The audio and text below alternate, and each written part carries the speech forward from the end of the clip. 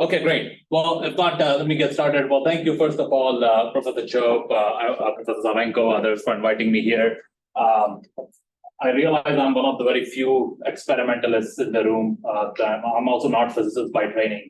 So just like the previous talk, you'll see a lot of experimental results and not much theory, very few equations. But hopefully I'll be talking about polaritons most of the talk, at least 95% of the talk, and they'll find some relevance or large degree of relevance to the theory that you all are doing.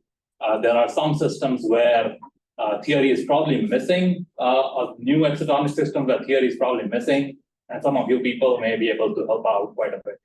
Okay, so let me start by introducing our research group. We are a fairly broad interest research group, if you will. There is actually about 30–40% of the group that is now dedicated to nanoelectronics, which is logic and memory devices, transistors of various types, memristors of various types, even circuit level work, and neuromorphic computing using them, for example. That's all the nanoelectronics part of the group. Of course, I will be focusing most of the talk on this nanophotonic optoelectronics, where we like to study polaritons, most prominently exciton polaritons. We don't go as into, say, phonon polaritons yet, maybe someday. We also do a little bit of functional imaging. This is both the near field imaging using plasmonic tip-enhanced spectroscopy, for example. I'll show you some preliminary data or some recent published data over there, as well as electron beam imaging.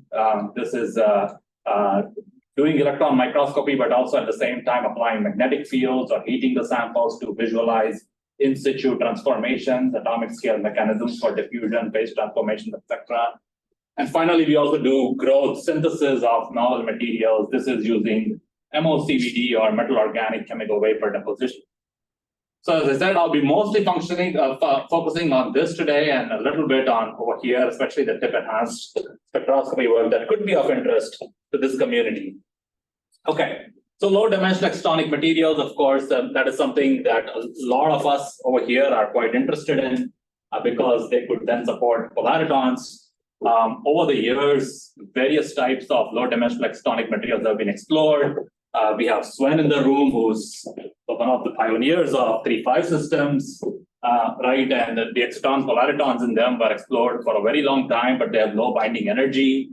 But then came small organic molecules in polymer, which have very large binding energy, which makes them very exciting. But because they are mostly carbon-based, they have very low refractive indices, so they cannot confine light very well. And then came, of course, carbon nanotubes, which are a more advanced analog of these. But again, they are carbon-based, so they don't have very large refractive indices, and therefore cannot confine light very well. But then actually came these ones, the TMDCs, and also other 2D hybrid materials. Perovskites are one of them, but I will also introduce a hybrid of this one and this one, which are also very interesting in terms of confining light and producing exciton polaritons. Okay, so let me start with TMDCs. They are a system that a lot of you are familiar with. A lot of you may have worked on already, done theory on. They are quite interesting. They are semiconductors, moly tungsten based usually. The 4 most common ones are moly tungsten and then sulfur selenium. The telluride ones are also interesting, but still a little bit in the early stages of exploration. The reason I got interested in them is when I started doing my postdoc with Harry Atwater at Caltech, and we were trying to see if they are actually good semiconductors for photovoltaics, so to speak. And why would you care about them for photovoltaics? Well, if you look at their band gaps, they are actually right in the sweet spot of photovoltaics, both for bulk TMDCs as well as monolayers. And if you then try to compare their absorption spectrum, especially at the exciton, it's the highest among most known semiconductors, right? And so that was quite interesting for us at the time. We also wrote a review on it. This is actually quite well received at this point. If you're interested in considering the photovoltaic application of these materials, and we continue to actively pursue that in my research group, though that is a more applied angle. But the other thing that we found in the process was that if you compare, say, this is for bulk WS2, like the crystal that you buy from the market, and if you do spectroscopic ellipsometry, you'll find that the refractive index and extinction coefficient for even bulk WS2 are actually quite high, right? And not only the dielectric functions are dominated by excitons, as you can see these resonances quite well, but even if you look at the sub-gap refractive index is actually quite large, about 4 or so. This is actually very large refractive index. Right, so they're actually quite nice semiconductors if you want to even confine light, not just in terms of absorption of light and the nice excitonic properties, but also confinement of light. They're quite nice semiconductors. The other thing that is very interesting about TMDCs is that the excitons in them are tunable. How do we know they are tunable?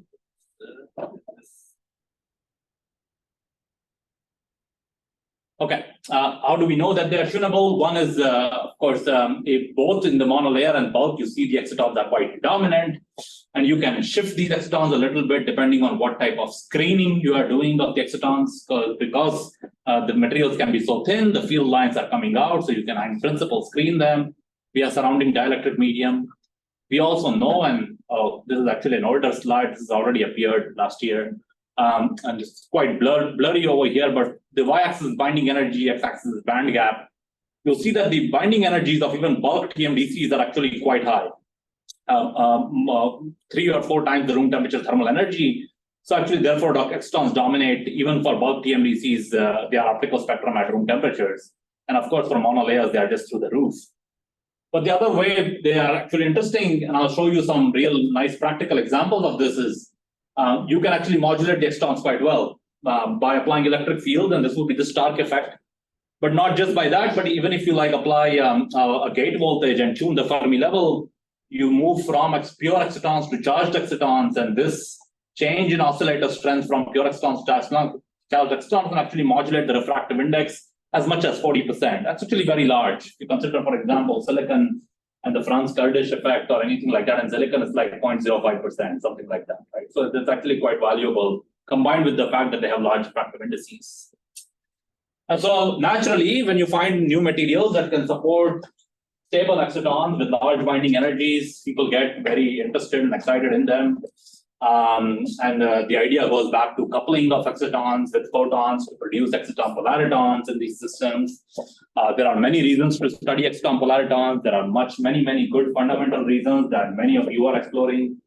Our goal was more on the applied side. Can you produce polariton lasers? Can you produce polariton-based modulators, photodetectors, even photovoltaics based on polaritons out of them? So that drives those. I'm an engineer by training. I have 0 physics degrees. Right, so that drives our interests, right? But what happened with TMDCs, which is, again, the people who work in 3.5 know this very well, there was a tyranny of the MBE and MOCVD or epitaxy community, that only they could produce these very high-quality samples where the quantum wells are sandwiched in between your Bragg reflectors, which also form the cavity medium, right? But when TMDCs were available as excitonic systems, not only you had a system which had a very large exciton binding energy, making them stable at room temperature, but now you could exfoliate them and put them on arbitrary cavities or arbitrary substrates, and therefore the tyranny of MBE and epitaxy was lost. Right? Anybody who had $500 could buy a crystal from the market, exfoliate it on any sample, put a nanoparticle on top, and start measuring plasmonic exciton or some kind of polaritonic coupling in it, right? At room temperatures. So this democratized the field in some ways. And a large number of reports started coming out of exciton polariton coupling with splitting energies upwards of 200, 300 millivolts volts at room temperature. Right? So this is why the field in some ways got revolutionized or rejuvenated, I should say, and many people entered the field. What we were interested in is actually not using external cavities to couple these excitons with photons. And we were of the opinion, and this largely has been proven true, that the large refractive indices of these materials can enable them to themselves serve as cavities. Right? So the medium itself is the cavity, or the absorbing medium or exciton medium itself is the cavity. And the early proof of this was that if you look at, for example, TMDC layers, just freestanding TMDC layers, they would absorb anywhere between 10 to 25% of light if they were just freestanding. But then if you place them on reflective medium like gold or silver, the refractive index, the real part is so large, and the imaginary part is also so large, that by the time it gets reflected and comes back, you would have enough phase propagation occur that you could undergo destructive interference, and therefore near perfect absorption is possible. And this is not your lambda over 4n condition. This is much smaller than lambda over 4n. It's almost lambda over 10n condition. Right? And so this puzzled people for a while. How is this even possible? And this is possible because the medium itself is lossy. So when you have large absorption combined with large refractive index, you can get enough phase propagation that even lambda over 10n types thicknesses, you could get destructive interference and near perfect absorption. Right, so we were able to prove that, and again, this has been published in several papers earlier. I don't want to touch upon very old papers, but you can look at it. You will actually see that 10 nanometer thick tungsten disulfide or tungsten diselenide film on gold or silver will appear black, pitch black. Okay, like in front of your eyes, it will appear black. So it tells you that it's actually absorbing all. Okay, but we started looking at the more fundamental question here, which is, are you getting some kind of exciton photon coupling in these systems? And then, all this is extremely simple theory. This is done by second-year undergraduate students, right? This is a simple transfer matrix model, right? So if you know the refractive index extinction coefficient of your material and you know the refractive index extinction coefficient of gold, you can start modeling this. And so this is basically what I'm presenting over here, that how does the reflectance spectrum of WS2 as a function of thickness appears on gold, right? And what you see is that for large thickness of WS2, you see the very nice exciton of WS2, which is at 620 nanometers, roughly 2 electron volts. And when you go down in thickness, somewhere around critical thickness, about 15 or 16 nanometers or so, it starts splitting into two peaks. Right? You see this kind of a linear mode over here, which is Fabry-Perot-like mode. You cannot exactly call it Fabry-Perot because the medium itself is glossy. Right? A lot of people are seduced to call it Fabry-Perot, but it is not technically Fabry-Perot mode. And you see this kind of splitting occur over here. This actually emerges in experiments very well. These are all experimental data. You take the peaks of the experiments, put them on simulation, both in terms of intensity as well as peak position. And actually, these peaks actually lie perfectly well on the theory or simulation. Now, you can also do the two coupled oscillator model theory to it. I mean, there is nothing quantum about two coupled oscillator model. It's a purely mechanics model, right? Classical mechanics. And that also fits quite well. Right? So actually, you are seeing some kind of weak coupling going on in terms of the splitting energy is about 170 millieV. Now, can you increase the strength of the coupling? Can you go to higher order modes over here? Sure, why not? Increase the thickness. If you increase the thickness, you could get higher order modes, and you can start getting, you see the splitting start expanding further. And we have verified all this experimentally too. In fact, I'm not showing you the points, but all the points exactly line up, or the points where the reflectance starts hitting zero. Which means you're getting perfect matching conditions and absorbing 100% of the light. They all lie up over here. Okay.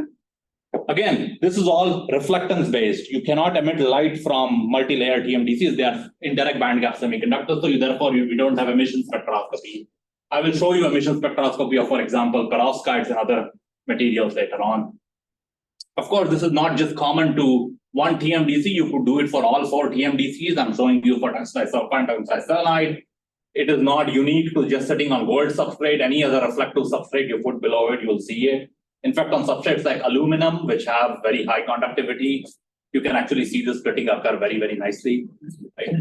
You don't see similar kind of things on, for example, similar band gaps as WS2 and WS2, which is gallium phosphide and gallium arsenide on gold and silver, because they do not have enough exciton oscillator strength. The dielectric function or refractive indices should have enough oscillator strength in the excitons in order to see this kind of splitting. If you don't have it, you don't see it. Okay, you can go a step further, play more games with it, make meta surfaces, whatever you like. We have made all this. I don't want to go into details of this. This is slightly old work, but you can see not just exciton polariton coupling, but then you can also bring in plasmons. You can bring in a third mode, create even giant splittings and so on. Some interesting things happen over here again.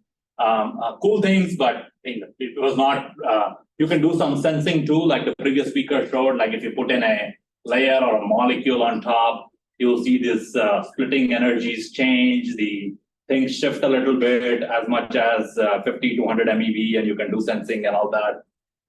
Not very practical or useful, so we stopped playing with it. Okay. But there was a bigger question we wanted to answer, again, as engineers and nanophotonic scientists, so to speak, is can you translate this effect to monolayers? Why monolayers? Well, from a fundamental perspective, monolayers would be nicer if you can confine light, because you can test how much confinement you can actually get down to the 0.7 nanometer limit, which is where the monolayer thicknesses are. But from an From practical perspective, monolayers are direct band gap, so you can see emission then, right? And another practical aspect which monolayers actually bring to the table is that it is easier to tune Fermi level in monolayers, right? It's monolayer medium, so the electric field can penetrate entirely through it, and you can tune the Fermi level. If it's multi-layer, electric field penetration will stop at 2 or 3 nanometers, something like that. That's a typical depletion width, or the field won't penetrate further than that. So therefore, monolayers are important. Now, it's also worth recognizing that confinement of light in monolayers is much harder, because multi-layers, you still have 10-15 nanometers to play with, as I showed you earlier. Monolayers, you truly have only 0.7 nanometers to play with. So if you compare the ratio with the wavelength we are talking about is visible frequency, 400 to 800. When you have 10-15 nanometers to play with, yes, you have about lambda over 10 n types to play with, given that n is about 4. Here you truly have 0.7 nanometers, so the ratio is much larger. So to address this, I asked my students, let's come up with a structure where you could actually trap light in monolayers. And they said that, well, professor, we should keep the multi-layer structure. It's quite useful. But let's make them electronically monolayers. How? Well, you insert a dielectric medium in between. That would mean that the wave functions or electrons or carriers won't interact in between layers. So you will get your monolayer structure, but optically, when the light comes in, you will still experience multi-layers. In fact, even more interesting things happen, because now you have a refractive index mismatch between these layers. This will cause multiple reflections at every interface, and it actually helps to trap light even further. So the more mismatch in refractive indices, the better it helps to trap light. This is reminiscent of multi-quantum well structures or superlattices, if you will, right? Sorry. Has anyone demonstrated the subband transitions or related things? Good question. I think people try to demonstrate this. There is this person, Tomoki Machida, at University of Tokyo. He has tried to demonstrate it. I'll just show his paper. Not the subband transition, but the structure I will show. And then he has also proven that there is some evidence of subband transition through electrical measurements, tunneling basically. Optically, I don't think people have seen subband transitions yet. But it's worth exploring, right? For infrared detectors, it could be quite useful. Right. So then, okay. So the students did the simulation, and the simulation is, well, it's very simple. For a 3 nanometer spacer thickness and bottom alumina spacer of something like 30 nanometers, you could get the optimal superlattice. This is all done by second-year undergraduate students. Extremely simple transfer matrix calculations. Anybody can do it, literally, right? And so what you find is that actually something quite interesting, that even when you have these superlattices with unit cells of up to 6, for example, which is not very hard to build, you can get nearly 100% absorption at the extron. Right? So you are trapping light at nearly 100% at the extron, nearly perfect matching, while keeping everything monolayers. So then I told my students, naturally, go ahead, go in the lab and make it.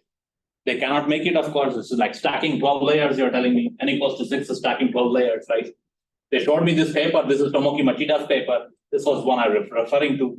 This paper, by the way, is not famous for making these structures. This paper, the title of this paper is they made a robot which clicks images and automatically uses image recognition, machine learning, whatever, and goes and stacks on top, right? So that's what the paper is about. And they are able to make these films. Of course, the resolution is quite grainy over here. I don't know why. But you'll see that the actual overlapping region over here of this 7, 8, 10 nanometer layer structure is so small that it is virtually useless. You cannot do anything meaningful with it, right? Though, in principle, you can make this. You can then make some electronic devices, like I was telling to Sven's question, and maybe measure some tunneling transport and things like that, but nothing useful optically can be done in this. Right? So we had to go to large area materials. There was really no option. And of course, we can grow films large areas over wafer scales. These are nearly single crystalline because they're grown on sapphire where there is epitaxy. So all the triangles of WS2 or MOS2, they line up on sapphire and then they join together. There may be some misfit boundaries, but other than that, they are single crystalline. So is hexagonal boron nitride. Actually, Korea has made great advances in growing hexagonal boron nitride over large areas. My good friend Heinz Shin at UNIST, he has grown some of the best hexagonal boron nitride material. We grow some of these films. Our great collaborator, Joan Redwing at Penn State. Penn State is different from UPenn, by the way. Most people confuse it. She grows these too quite nicely in MOCVD. These HBN also, we cannot grow the HBN, but AFRL grows it and Extron grows it. They send us. Extron can actually grow 8-inch wafers of this material. So it's actually becoming real, or these materials are becoming more and more real for foundry implementation, if you will, especially for nanoelectronics, if not photonics. Right? So you get one of these large wafers, you dice it up into smaller pieces and start transferring. Right, so we actually made this structure. Now this is much simpler to make, right? This is like simple wet transfers to do between HBN and WS2. And so you can see with progressing number of N or increasing layer stack, this starts becoming darker and darker and darker, eventually appearing black, right? Tells you if something appears black with your eyes, eyeballs, spectroscopy should tell you it's absorbing a lot of light, which is indeed happening. You start getting nearly unity absorption at the exciton wavelength. You look inside the TEM, you see this nice multi-quantum well-like structure in this.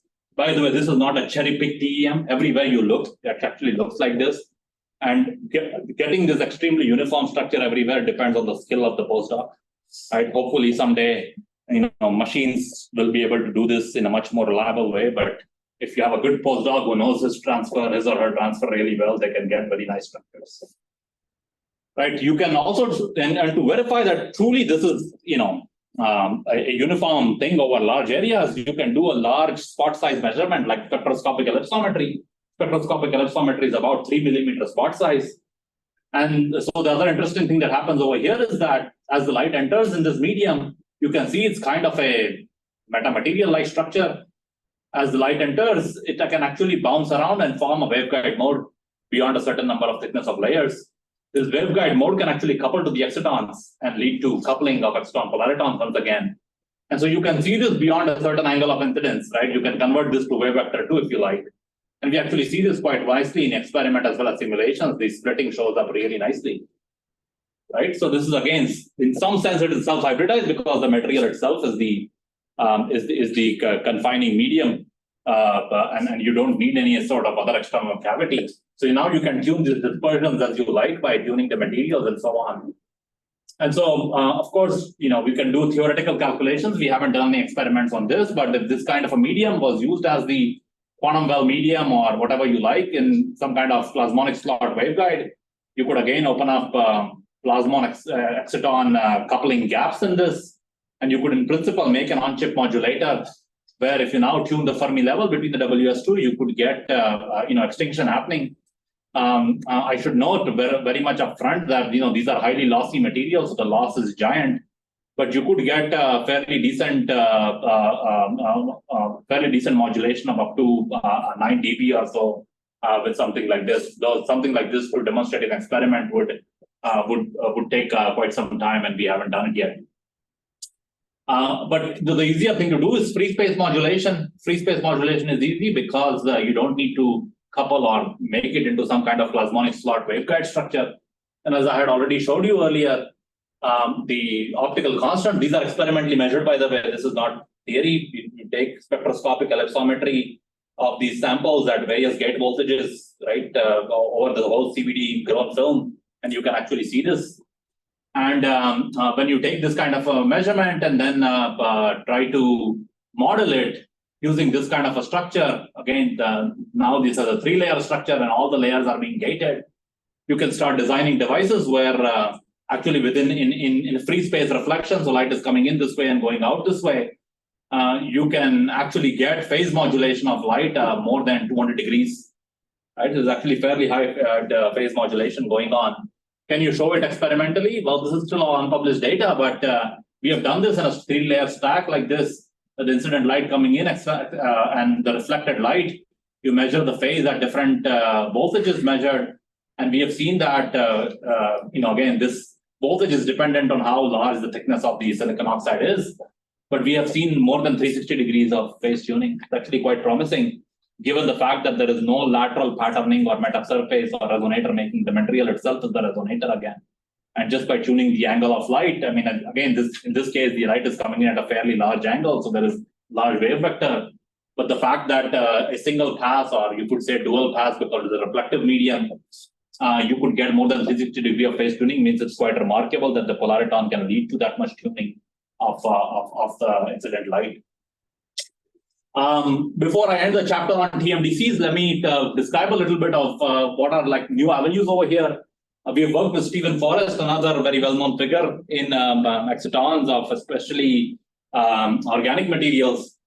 He's been very interested in this block surface wave type modes, where he basically makes these kind of Bragg mirrors of different n numbers, for example. And if you place these TMDCs layer on top, once again, you see these block surface wave modes, which are these lines. When you place the TMDC on top, you start seeing very nice splittings occurring over here. As more the Q of these mirrors that you make, more the splitting that you see. And not only you see that, actually you can actually very well visualize an experiment even in, for example, the lower polariton emission. You can see very, very well in this K versus wavelength emission map. But the more important thing that you see is that actually these polaritons are propagating on the surface, and they can have propagation lengths, especially for the large, if you will, the large number of pairs of the Bragg mirror. You can get propagation length approaching up to 30 microns or so, which is quite significant. So we have now seen using these large area CVD monolayers, you can get propagation lengths of up to 30 microns of these block surface wave exciton polaritons that Steve Forrest studies. We have also seen some evidence. I would say this is somewhat, somewhat expected. I would say that you can also see polaritons emerging from, for example, nanoparticles that are sitting on gold surfaces. If when light is incident on them, they can emit, or the excitons in them can launch a plasmon which can interact and form a resonator with the tip, depending on the position of the tip. And we have seen these kind of surface waves in near field spectroscopy as well. To save time, let me go and point to the relevant case over here, which is bubbles in TMDCs. So many times TMDCs like WSC2 forms bubbles if you may exfoliate them on gold surfaces. And these bubbles are can also launch these polariton-like waves that you can identify near field spectroscopy quite well. So that finishes all the discussion I wanted to have on 2D TMDCs. Let me move a little bit onto these hybrid materials, which could be very interesting to this audience in particular. So the first hybrid material I'm going to talk about are 2D perovskites, which are naturally occurring quantum wells and superlattices. Many of you may be working on them or would have worked on them in the past. They're actually quite nice and interesting because they have this alternating layer stack that is naturally occurring. You don't have to make it artificially by transferring hundreds of layers. And so there are many phases of these perovskites. We are most interested in the Rudless than Popper phase, which is proper two-dimensional in nature, where you can now control the number of lead iodide planes, and then by controlling the number of lead iodide planes, you can change the family of the perovskite or the crystal structure of the perovskite, and therefore you can also change the quantum confinement because mostly the excitons reside in these inorganic layers. The organic layers are alkane chains, so they are basically spacers or insulating medium. They are not having excitons in them. A huge challenge for a while in these crystals is if you were to try to synthesize one of them, inevitably you will form the other ones because the thermodynamics, right? The phase purity is very hard. And so for a while, people were not able to get large enough phase pure crystals of these materials. Fortunately, my friends at Rice University tried to figure this out and were able to grow millimeter scale to centimeter scale phase pure crystals. This allowed us to make a spectroscopic electrometry measurement and actually get their optical dielectric function experimentally, right? And we put it online, the entire files of these optical dielectric functions for the community to use them. If you want to now design devices out of them, you can actually see that not only the excitons are extremely sharp, but as the quantum confinement reduces, when you go from n equals to 1 to n equals to 5, you can also see the exciton oscillator strength falling very nicely, right? And so this is great. So once you get these excitons, again, you can compare the oscillator strength of the exciton of these materials. They're actually quite large, comparable to some of the laser dye materials over here, compared to monolayer TMDC as well. And this was the reason we were interested in these perovskite materials in the first place, because we thought you could make lasers out of them if their exciton oscillator strengths and lifetime or quantum yield is as high as laser dye materials. So first things first, we started to see if you can see even self-hybridized exciton polaritons in these materials. So we started placing them on gold substrate, just like we did earlier. Don't try silver over here because silver and iodine react. Your perovskites will form some reactive mess in no time, but gold works pretty well. And you can see very nice, the nearly 100% absorption in about 20-40 nanometers of these crystals. I should mention that these ones, whether monolayer or bulk, they remain emissive because the individual layers are not interacting because the organic spaces are large enough.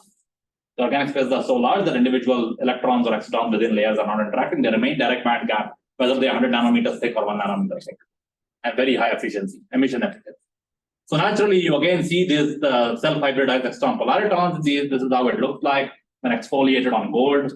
You would be surprised they are much easier to exfoliate even than graphene because of these organic interlayers in between them. It's like oil is in between the layers already. They just exfoliate very beautifully.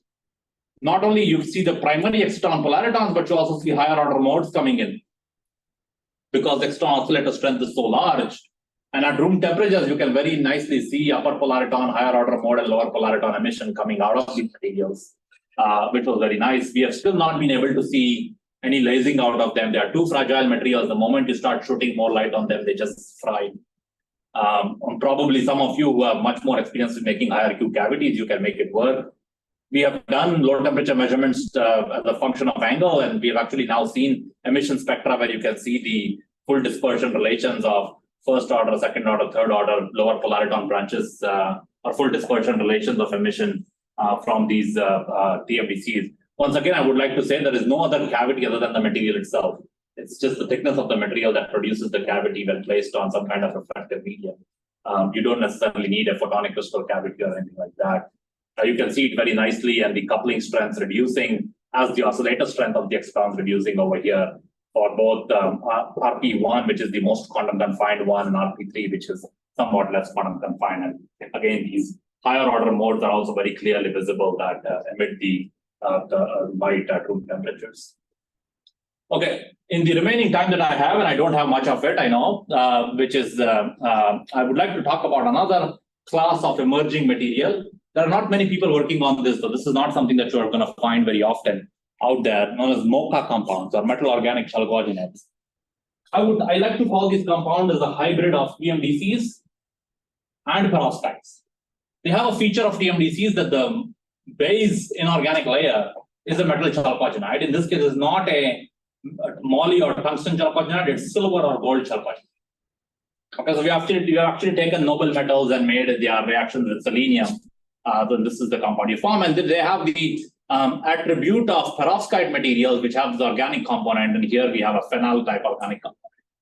So you can make these in full vials. We have made crystals that are several millimeters large now. You can exfoliate them once again.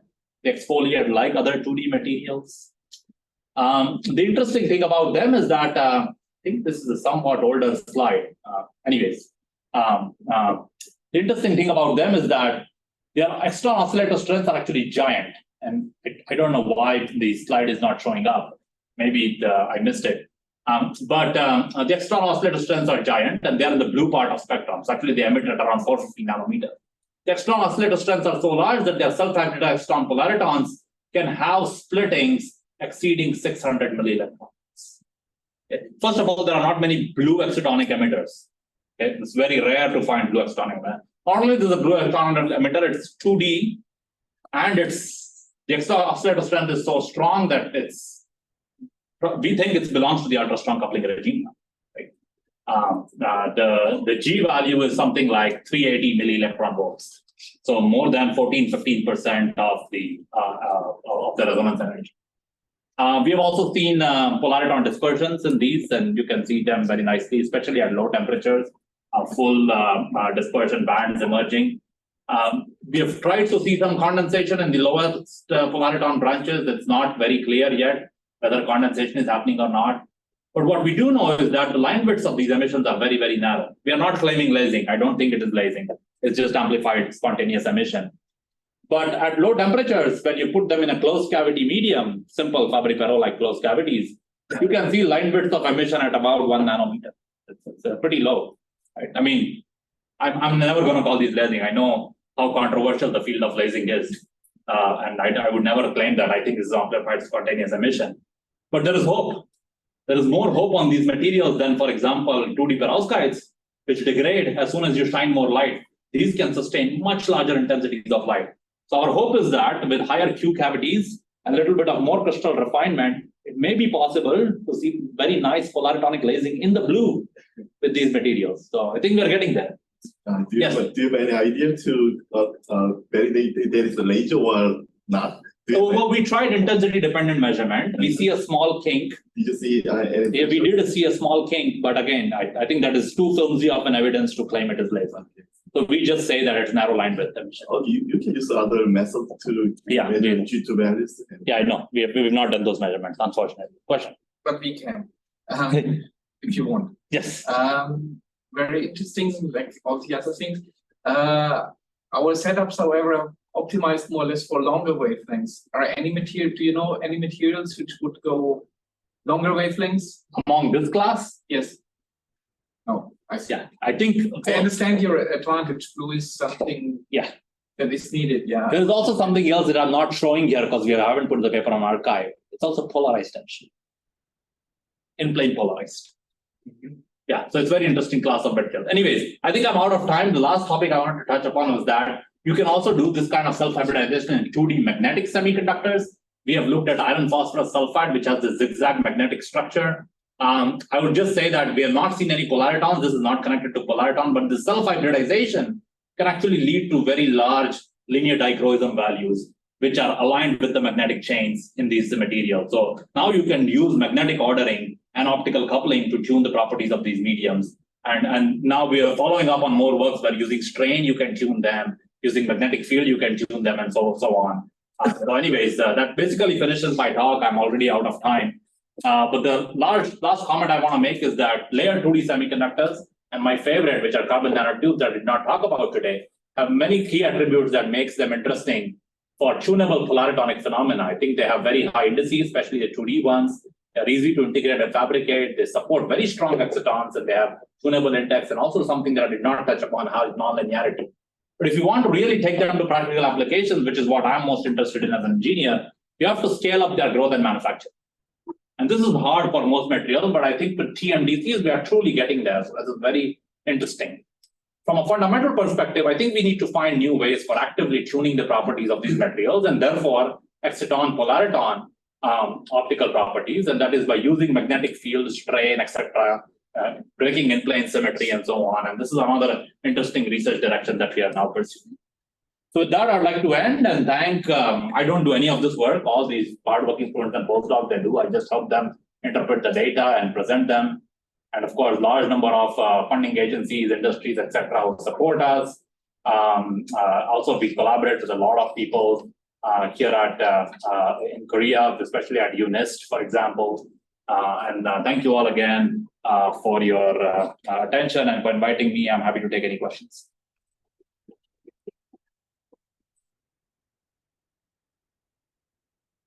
Very interesting talk. So, any more questions? Please. Wonderful. A lot of material science, I would say, yes. Some photonics and plasmonics. I got a bit confused because you started with mostly this in-plane kind of propagation, right? But then at the end, you showed also open and closed cavities and so on. And you argued that you're an engineer, you want to make devices. So can you elaborate a bit more about the geometry you have in mind? Because the in-plane one, I assume if you have something on particularly visible range on metals, whatever, it's very lossy, right? You don't suffer a lot because these are small flakes, I guess, for in-plane. But if you really argue with devices, I'm wondering what kind of geometry you have in mind for switches or lasers and so on. Yeah. You see my point? Very valid point, right? So if you want to do modulation, you would ideally want in plane geometry. I don't think out of plane will work unless you want free space optical modulators.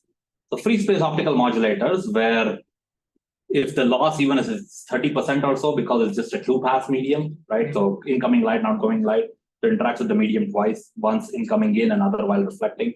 I think it's okay, right? And there you can use the vertical or out of plane geometry very well. But if you want to use for on-chip communication devices, you want in plane.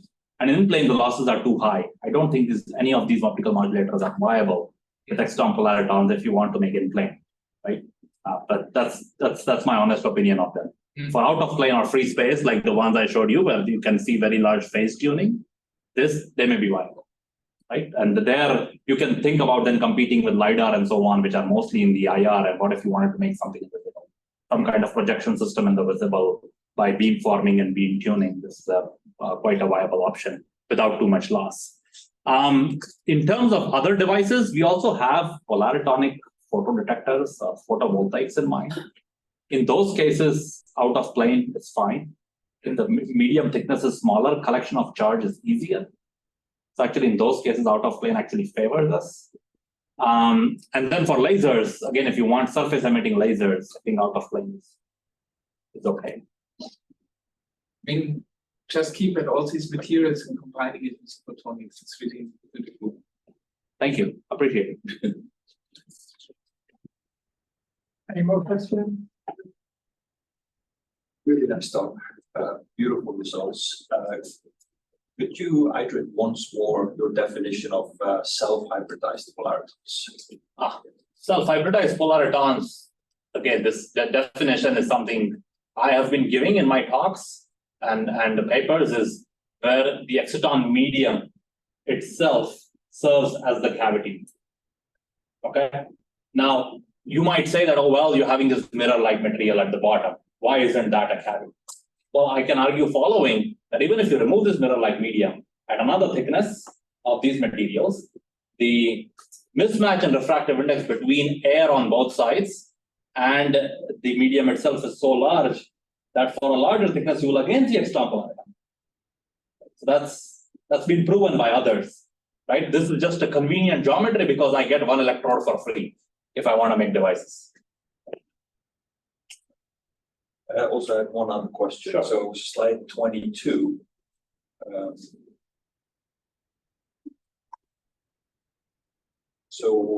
I didn't quite get the jump from A, B, D, E, and C. So C, what is happening? C is emission. These are all reflectance. Okay. So this is reflectance without a tungsten disulfide layer on top. B, D, and E are reflection again, but of different n numbers of these Bragg mirrors, so to speak, right? So I think this is 3, 4, 6, if I'm not mistaken, I could be wrong. Yeah, so 3, 4, 5, 6. I think this is 3, 4, 6, and you can see stronger and stronger coupling emerging. This is all reflection still, and this is emission. Yeah. And emission, you only see the emission coming from the lower polariton, which is right here. Right? The upper polariton, you don't quite see emission. Yes. You show the Rabi splitting energy difference as a function of thickness. Yes. Would you explain the Sure. relation about that? The higher the thicknesses go, the Q of the cavity is becoming better, right? And therefore the energies keep expanding further. The other graph, I remember you show the Rabi splitting and thickness that shows the other way. Okay. I think there is some confusion there. You mean this one? Oh, sorry. This one? Rabi splitting yeah, versus, okay, yeah. yeah. This is not thickness anywhere. This is Rabi splitting versus extinction coefficient. What is happening is here the thickness is actually increasing, Right. which means the quantum confinement in the perovskite layer is decreasing. So if K is reducing, the Rabi splitting will also reduce. Right? It's just by this relation over here. K is reducing, so G is going to reduce, but Rabi splitting is going to reduce. And K is reducing, as we saw in these results, because if you look at K, for the most quantum confined layer, which is just one layer of these perovskite, right, or where the lattice has just one lead iodide plane per layer, the K is the maximum. And as you increase the number of lead iodide planes, the K starts reducing. Right? So if K reduces, G is going to reduce, and that's what you're seeing. Yeah. Very interesting discussion, which we can continue over the coffee break. So we meet again at 3:50 for something after the session. Thank you.